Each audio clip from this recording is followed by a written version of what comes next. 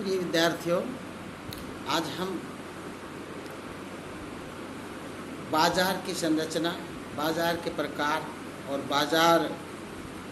बाजारों के अंदर विभिन्न प्रकार की स्थितियों में कीमत का निर्धारण कैसे होता है, इस पर बात करेंगे।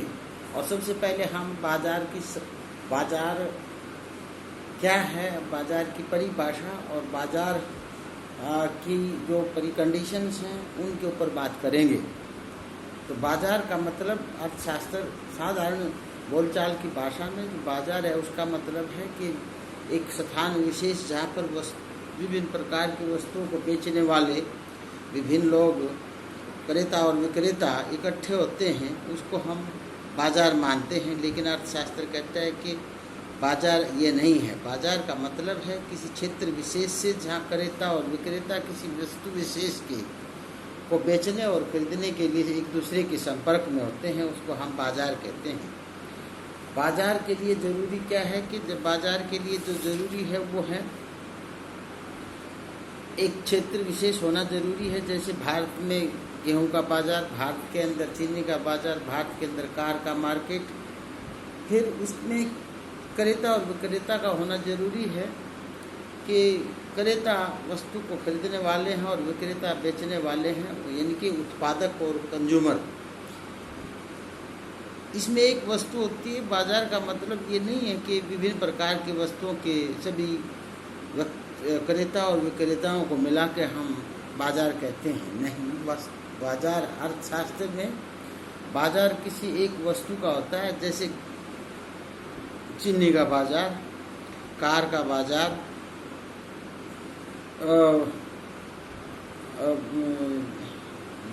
गेहूं का बाजार, तो इसमें एक वस्तु, एक बाजार का मतलब किसी एक वस्तु के क्रेता और विक्रेताओं का आपस में संपर्क में होना है और स्वतंत्र प्रतियोगिता है। बाजार के अंदर हर व्यक्ति अपनी वस्तु को बेचने वाला है, वो अपनी वस्तु को अधिक से अधिक दामों में बेचना चाहता है और जो खरीदने वाला है वो कम से कम दाम में खरीदने की कोशिश करता है। और जब ये दोनों किसी कीमत के ऊपर एग्रीड होते हैं, सहमत हैं, तो वस्तु की कीमत, वस्तु वहाँ खरीद ली या बेच दी जाती है। बाजार की संरचना मुख्य रूप से, संरचना का मतलब है कि बाजार में किस प्रकार की परिस्थितियां हैं, किस प्रकार की वस्तु है, आप वस्तु का उत्पादन की स्थितियां कैसी हैं, आप उसके अनुसार हमने बाजार को विभिन्न प्रकार में बांटा है सुविधा के अनुसार। तो एक प्रकार का बाजार जिसको हम सबसे पहले, जिस पर हम जिक्र कर रहे हैं, उसको हम पूर्ण प्रतियोगी बाजार कहेंगे। पूर्ण प्रतियोगी बाजार वह बाजार है जिसके अंदर एक जैसी वस्तु, सम की वस्तु एक समान है, उसको खरीदने और बेचने वाले बहुत से होते हैं, क्रेता और विक्रेताओं की संख्या बहुत होती है और कीमत में फ़र्क नहीं पाया जाता। और उस बाजार क्षेत्र के अंदर उस वस्तु की कीमत है वो एक जैसी ही होती है।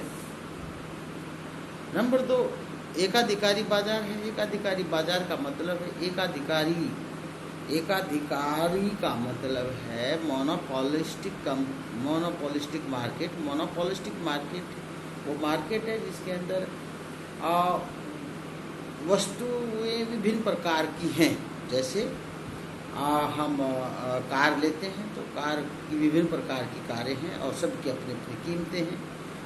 और हम फ्रिज लेते हैं, टेलीविज़न लेते हैं और अन्य बहुत सी चीज़ें हैं जो वास्तविकता में जो बाजार है वो मोनोपोलिस्टिक कंपटीशन नहीं है।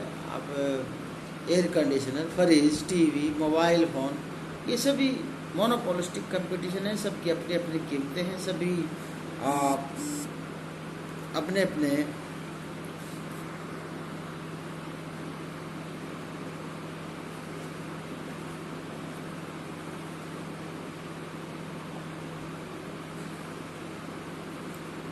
अपने हिसाब से वस्तुओं को बेचते हैं। फिर है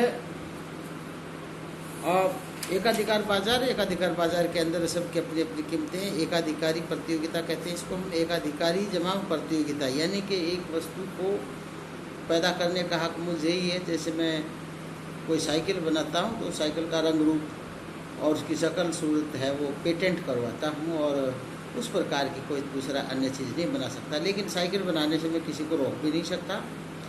इसका मतलब ये है कि कोई अपने प्रकार से अपने ब्रांड, अपना नाम, अपने साइकिल का मॉडल डिज़ाइन करके वो साइकिल बना के बेच सकता है।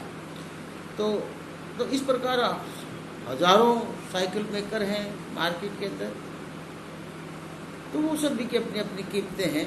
तो उसको हम ऐसी मार्केट जिसके अंदर विभिन्न प्रकार की चीज़ें विद डिफरेंट ब्रांड नेम बेची जाती हैं, डिफरेंट रंग रूप में बेची जाती हैं, उसको हम मोनोपोलिस्टिक कंपटीशन, दैट मीन्स उसको हम एकाधिकारी बाजार की कहते हैं।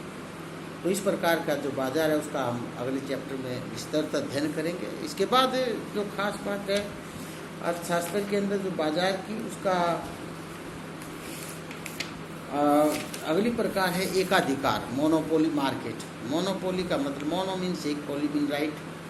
तो मोनोपोली का मतलब ऐसी मार्केट सिचुएशन भी है इस देश के अंदर कि जिसमें चीज़ों को बनाने वाली एक ही फर्म है, या किसी क्षेत्र विशेष के अंदर एक फर्म है, या तो वो सेवा देती है, किसी वस्तु का उत्पादन करती है और बेचती है। तो उसमें दूसरा व्यक्ति या तो दूसरे जो उत्पादक है वो उस वस्तु का उत्पादन नहीं कर सकता, या तो कानूनी तौर पर नहीं कर सकता, या उसके बस की बात नहीं है। क्योंकि कई बार मोनोपोली को स्थापित होने के लिए बहुत कई कारण उसके पीछे होते हैं। सरकार लाइसेंस भी दे के मोनोपोली स्थापित करवा देती है। कई बार अधिक पूंजी वाले उद्योगों में अपने आप मोनोपोली स्थापित हो जाती है। किसी में टेक्निकल जो एक्सपर्टीज़ है उसकी कमी की वजह से मोनोपोली स्थापित हो जाती है। सबके पास उस प्रकार की टेक्निक नहीं हो पाती, तो वहाँ किसी एक फर्म विशेष जो है वो ही उस वस्तु का उत्पादन करती रहती है, दूसरी फर्में उसके अंदर उत्पादन का जोखिम नहीं उठाना चाहती। तो ऐसी फर्में जो मार्केट है उसको हम मोनोपोली कहते हैं। या कई बार कुछ ऐसी चीज़ें हैं जो बहुत ही ज़रूरत की हैं जिसको सरकार अपने आप बेचती है, या किसी अन्य एक फर्म को ऑथराइज कर देती है, या किसी प्रकार की दवाइयाँ या कुछ चीज़ें हैं जिनको हर किसी विक्रेता को नहीं दिया जा सकता। तो ऐसी मार्केट को हम मोनोपोली कहते हैं। मोनोपोली मार्केट के अंदर जो वस्तु की जो कीमत है वो विक्रेता के द्वारा निर्धारित की जाती है, और किसी अन्य उत्पादक के द्वारा, कोई अन्य उत्पादक तो बाजार के अंदर है ही नहीं, तो उसको प्रभावित नहीं किया जा सकता। मोनोपोलिस्ट है वो जो उपभोक्ता हैं उनका शोषण करता है। उसकी खास बात क्या है, इसको हम अपूर्ण प्रतियोगिता कहते हैं। तो इससे आगे जो मार्केट का जो प्रकार है वो द्वैधाधिकार है। द्वैधाधिकार का मतलब होता है डुओपोली। डुओपोली का मतलब, डुओ का मतलब दो होता है, और पॉली मीन राइट, दो, उसमें दो उत्पादक किसी वस्तु का उत्पादन करते हैं तो उसको डुओपोली कहते हैं। जैसे कि बहुत समय पहले की बात है कि भारत के अंदर जो हैवी व्हीकल बनाने में टाटा और अशोका लीलैंड, ये दो ही फर्में थी। क्योंकि हैवी व्हीकल बनाने का मादाद हर किसी फर्म के अंदर नहीं है, वो टेक्निकल जो एक्सपर्ट नॉलेज है वो, और उतनी पूंजी का प्रबंध करना हर किसी फर्म की बात नहीं है। इसीलिए दो फर्में कई सालों तक वस्तुओं का, हैवी व्हीकल का उत्पादन करती रही। तो इस प्रकार की और भी बहुत से एग्जाम्पल हैं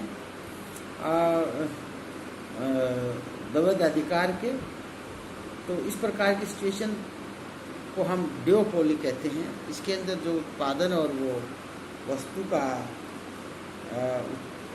कीमत है वो इनडिटर्मिनेट सिचुएशन होती है उसके अंदर, लेकिन फिर भी कोई न कोई कीमत या उत्पादन, तो उन दोनों के अंदर आपसी प्रतियोगिता या आपसी सहमति से निर्धारित होती है।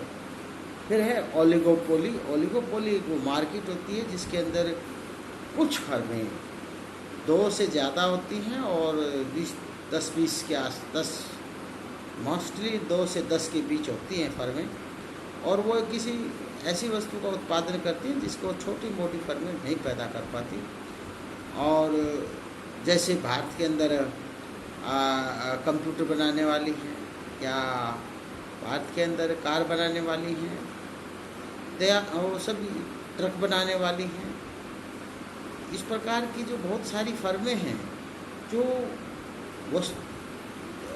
इतनी ज़्यादा भी नहीं है और लेकिन वो इतनी कम भी नहीं है, तो ऐसी फर्मों को हम सीमेंट बनाने वाली फर्में, ऐसी फर्मों को हम अल्पाधिकार कहते हैं। इनकी फर्मों की संख्या अधिक नहीं है, अल्प है, कम है, तो ऐसी फर्मों को हम ऐसी मार्केट को हम अल्पाधिकार कहते हैं। तो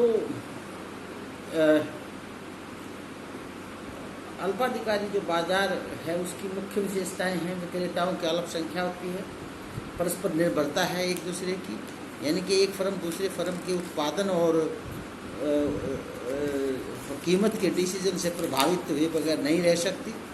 दूसरा है बिक्री लागत होती है, सेलिंग कॉस्ट, यानी कि फर्मों के अंदर एक अपनी वस्तु बेचने के लिए बड़ा भारी कंपटीशन होता है और इसके लिए वो बहुत खर्चा उठाती हैं।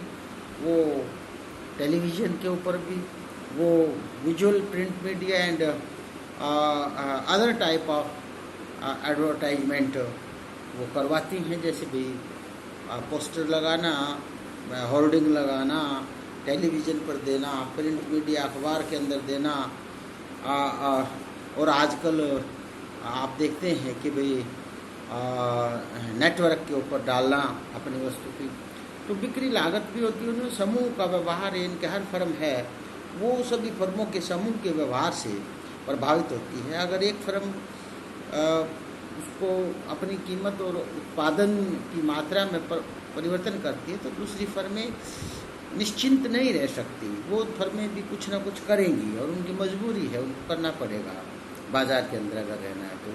और मांग की अनिश्चितता, मांग की अनिश्चितता का मतलब क्या है कि इन फर्मों के अंदर जो डिमांड करो है हम उसको ड्रा नहीं कर सकते, डिमांड करो इज अनसर्टेन, अनिश्चित होती है। प्रतियोगिता में मांग वक्र पूर्णतः लोचदार होती है। एक फर्म पूर्ण प्रतियोगिता में जो फर्म का जो मांग वक्र है वो पूर्णतः लोचदार होता है। एक फर्म बाजार में संचालित कीमत पर कितनी ही अधिक मात्रा में वस्तु बेच सकती है, परंतु ओलिगोपोली के अंदर ऐसा नहीं है। अल्पाधिकारी मांग वक्र अनिश्चित होता है क्योंकि इसके द्वारा कीमत में किसी किए गए परिवर्तन से अन्य फर्में भी प्रभावित हुए बगैर रह नहीं सकती, इसलिए वो फर्में कुछ न कुछ कार्य, कुछ न कुछ ज़रूर करना पड़ेगा उस फर्म के अनुसार। कोई फर्म एक्शन करती है तो रिएक्शन ज़रूर करना पड़ेगा, कोई फर्म कीमत बढ़ाती है तो हो सकता है कि वो दूसरी फर्में अपनी कीमत को स्थिर रखें या उसके साथ साथ बढ़ाएं, या कोई फर्म अपना प्राइस को कम करती है तो दूसरी फर्में भी प्राइस को कम कर सकती हैं। इस प्रकार जो मोटे तौर पर जो मार्केट के प्रकार हैं वो हमने आज डिस्कस की, और इसके बाद अगला जो चैप्टर है वो हम जिसमें पूर्ण प्रतियोगिता को, इन मार्केट को हम एक एक करके पढ़ाएंगे और इनको पूर्ण प्रतियोगिता बाजार को सबसे पहले हम लेंगे और उसके बाद एक एक करके हम सभी फर्मों को पूरा करेंगे। आगे के लिए जो हमारा जो रूटीन है वो होगा कि पूर्ण प्रतियोगी बाजार के अंदर कीमत का निर्धारण कैसे होता है, फर्म का संतुलन कैसे होता है, और उद्योग का संतुलन कैसे होता है, इन चीज़ों पर हम आगे बात करेंगे। Thank you very much.